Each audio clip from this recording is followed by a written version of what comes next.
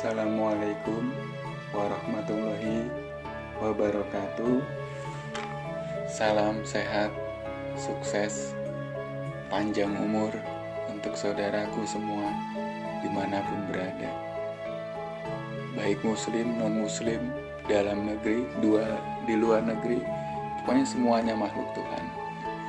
Rahayu, rahayu, rahayu.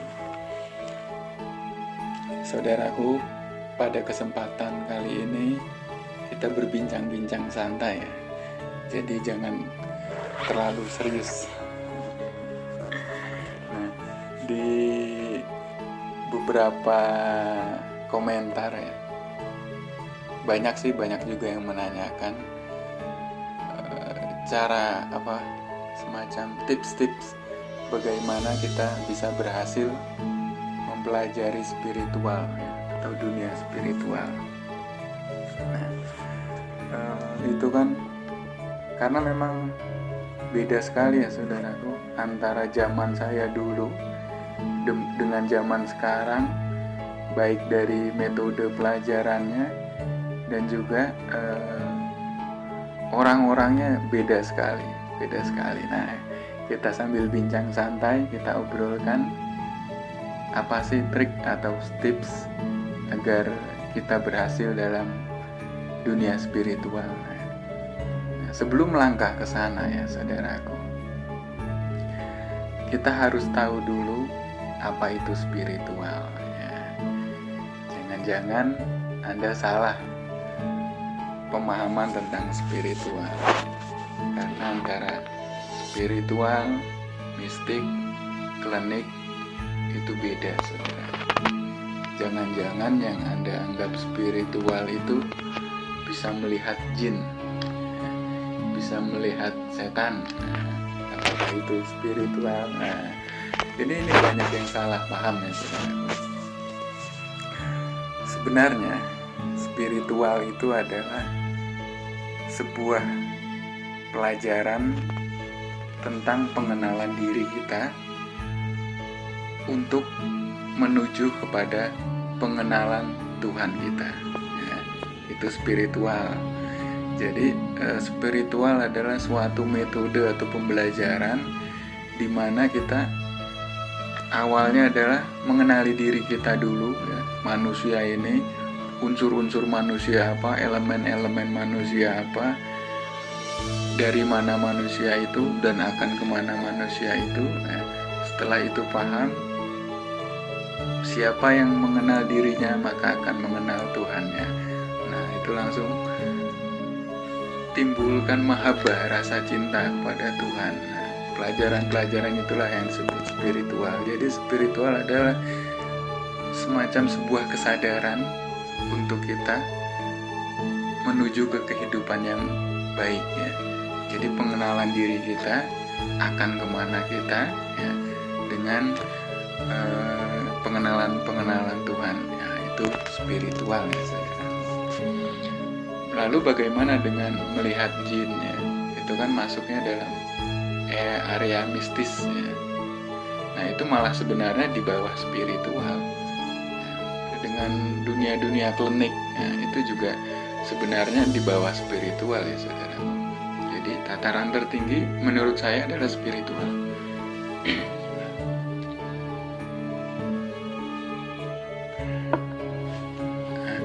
Setelah kita paham apa itu mistis, klinik, spiritual, baru kita melangkah lebih lanjut lagi. Nah, kebanyakan bagi pejalan-pejalan spiritual ini memang godaannya adalah mistik atau mistis. Jadi godaannya dia menuju dalam pengenalan Tuhannya tapi dia digoda oleh kemampuan-kemampuan seperti bisa melihat jin, seperti bisa mengobati orang, dan lain-lain yang dengan notabene alasannya mungkin untuk membantu orang lain. Oke, alasannya nggak masalah, tapi yang jadi masalah adalah diri kita jadi lupa untuk lanjut pada pengenalan Tuhan. Nah, itu ya sebenarnya yang harus kita koreksi lagi, termasuk saya sendiri juga harus lebih bisa mengoreksi diri lagi. Wah, punya kemampuan ini, itu hanya apa ya? Hanya semacam godaan. Ya, Tuhan kasih godaan. Ya, saya kasih kamu kelebihan ini. Apa kamu masih mau lanjut untuk mengenalku, atau hanya kamu terkagum-kagum, tereksplos di kemampuanmu yang hanya itu saja yang menurutku ini kata Tuhan ya, yang menurutku hanya setitis air, seperti air di lautan ya. Karena kalau kita mengenal Tuhan, wah insya Allah itu bagaikan andaikan seluruh lautan di bumi ini dijadikan tinta, itu tak akan sanggup untuk menulis luasnya ilmu Tuhan ya. Nah saudaraku, sebentar ya.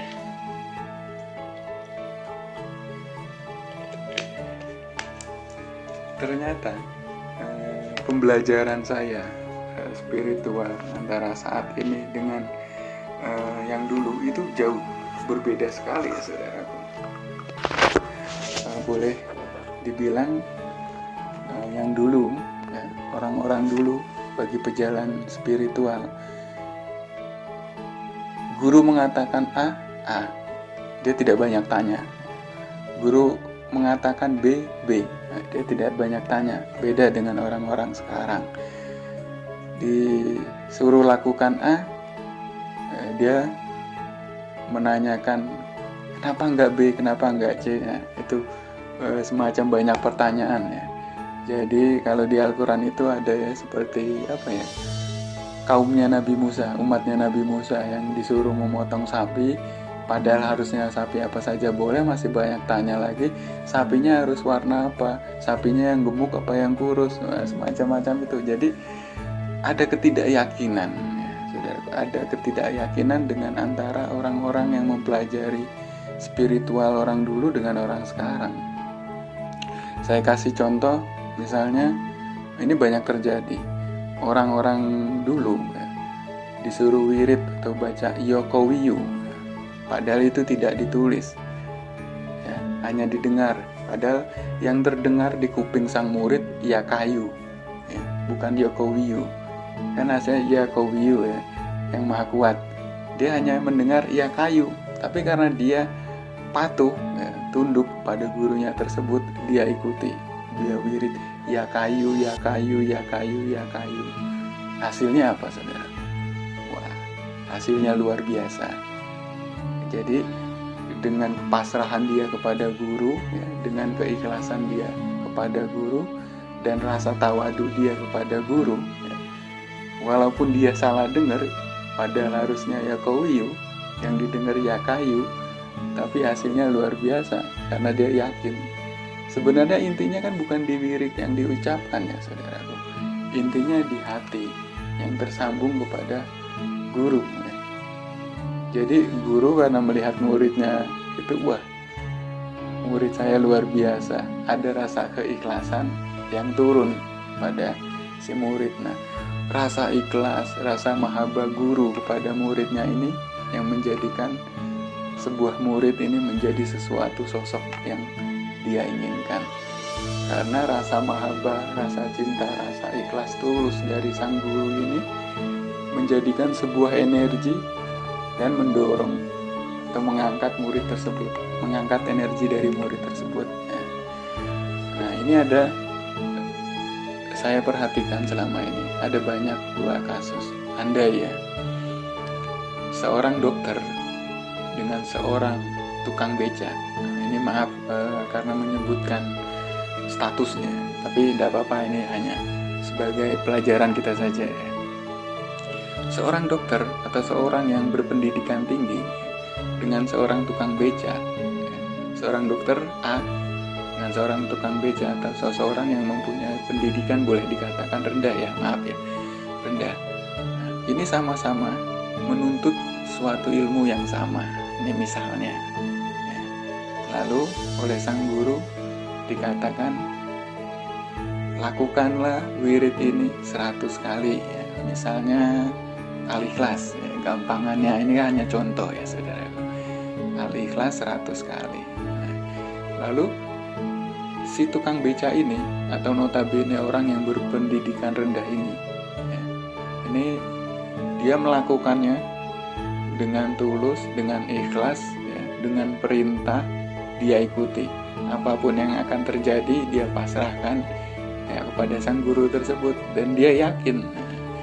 Lalu si dokter, atau jangan katakan dokter, orang yang mempunyai pendidikan tinggi, dia masih berpikir-pikir dan bertanya-tanya di dalam hatinya. Kenapa harus 100 kali? Kenapa tidak 10 kali? Kenapa tidak 2 kali? Kenapa harus Al-Ikhlas? Kenapa tidak ayat ini? Kenapa tidak ayat itu? Terus kenapa harus diwirid? Kenapa harus malam hari? Ya? Kenapa harus sekian-sekian? Nah, dia banyak berpikir karena kebanyakan orang-orang zaman sekarang ya bagus, tapi dia terlalu mendewakan pikirannya. Dia merasa logika dia yang paling benar ya. Padahal kalau sudah masuk dunia kebatinan atau dunia spiritual seperti ini, kita sudah melewati akal pikiran, kita sudah main dengan perasaan saudaraku. Nah, karena dia merasa pintar ya, dia merasa mempunyai pendidikan tinggi, dia merasa mempunyai logika ya. Jadi dia selalu banyak bertanya, yang akhirnya menimbulkan sifat ragu-ragu, menimbulkan sifat kekhawatiran, sehingga ilmu yang dituntut sama, hasilnya saya jamin berbeda ya. Kenapa berbeda? Si orang yang berpendidikan rendah ini, dia akan mentaati dan pasrah. Sedangkan orang yang berpendidikan tinggi, dia akan selalu banyak bertanya hingga menggagalkan niatnya. Nah, itu ya saudaraku. Nah, dari cerita ini sebenarnya bukan masalah pendidikannya tinggi atau rendah, tapi masalahnya adalah bagaimana Anda bisa pasrah, yakin, ya, tulus dengan apa yang Anda terima. Walaupun misalnya si dokter yang berpendidikan tinggi ini bisa bersikap seperti si B ya, yang notabene pendidikan rendah tadi, dokter ini bisa bersikap tulus, ikhlas ya, dan pasrah menerima pelajaran, itu sama saja. Jadi sebenarnya bukan masalah pendidikannya ya saudara, tapi biasanya orang-orang yang mempunyai pendidikan tinggi itu selalu berpikir dengan banyak pertanyaan. Itu seperti itu. Pasti hasilnya berbeda. Anda coba buktikan, atau Anda bisa lihat orang-orang sekeliling Anda, antara yang berhasil atau yang tidak. Nah, inilah sebenarnya salah satu permasalahan kenapa banyak orang-orang yang tidak bisa berhasil menjalani spiritual. Nah, karena itu dia banyak bertanya yang akhirnya menimbulkan was-was dan khawatir, sehingga mengurungkan niatnya, menggagalkan niatnya. Nah, itu ya saudaraku. Lalu apalagi biasanya yang masalah yang sering terjadi dalam suatu tingkat keberhasilan dalam menjalani spiritual? Dari keikhlasan ya saudaraku, dari keikhlasan. Saya membandingkan lagi nih orang dulu sama sekarang, tapi nggak apa-apa ya, memang kenyataannya seperti itu. Orang dulu ya datang ke rumah gurunya, dia cium tangan, bahkan dia membeli jati gurunya. Jati gurunya, ditanya gurunya keperluannya apa, padahal gurunya tidak memberikan ilmu yang tinggi. Tapi apa hasilnya? Barokah dari seorang guru itu bisa menjadikan murid mempunyai derajat yang tinggi. Beda dengan orang-orang yang sang murid dengan dia mengikuti pelajaran guru dengan taat, tapi dia seolah-olah acuh tak acuh dengan gurunya. Nah, itu beda hasilnya. Jadi banyak sekali faktor dalam keberhasilan kita untuk mencapai tingkat keberhasilan kita dalam mencapai tingkat spiritual, keikhlasan, kepasrahan, apalagi tingkat tawadu kita kepada guru, ya. Tingkat kepatuhan kita, ya, tawadu itu kepatuhan kita kepada guru dan lain-lain sebagainya. Sedangkan orang-orang sekarang dia merasa dia ingin merasa instan, ya. Saya akan bayar sekian, saya harus bisa menerima instan sekian. Kalau saya gagal, berarti Anda yang salah karena Anda sudah menerima bayaran instan dari saya, sudah menerima bayaran dari saya, tapi kok saya tidak bisa menikmati hasil yang instan. Ini perlu dipahami, ya saudaraku. Puluhan tahun saya menggeluti dunia spiritual, itu sebenarnya tidak ada ilmu yang instan. Malah orang Jawa sendiri bilang ilmu itu kanthi laku. Nah, artinya untuk mendapatkan suatu ilmu ada laku, ada upaya, ada usaha. Nah, sebenarnya bukan hasil dari sebuah ilmu itu, ya saudaraku, tapi sebenarnya proses itulah adalah hasil sebenarnya dalam kita mencari ilmu. Ya. Jadi proses itu adalah tingkat kita berhasil atau tidaknya sebenarnya dari proses, bukan ujungnya, bukan hasil dari ilmu tersebut, tapi proses. Karena dengan laku kita berproses tadi, kita bisa mengetahui cara kerjanya seperti ini, cara kerjanya seperti ini. Lain dengan yang bisa yang saat ini menerima instan. Tahu loh, kok saya ndak berhasil, aku gimana nih, wah ilmunya nggak canggih. Padahal kita tidak pernah introspeksi ke dalam diri kita. Ya saudaraku, bincang-bincangnya sebenarnya saya ingin lebih banyak share tentang perbincangan santai masalah spiritual seperti ini kepada saudaraku semua, tapi ya karena dibatasi waktu juga, ya saudaraku. Tapi nggak apa-apa, ikuti terus video-video saya, insya Allah kita akan kupas terus masalah mistik, masalah mistis, masalah spiritual dari segi potensi yang ada di dalam diri kita. Oke saudaraku, terima kasih, semoga bermanfaat. Wassalamualaikum warahmatullahi wabarakatuh. Rahayu.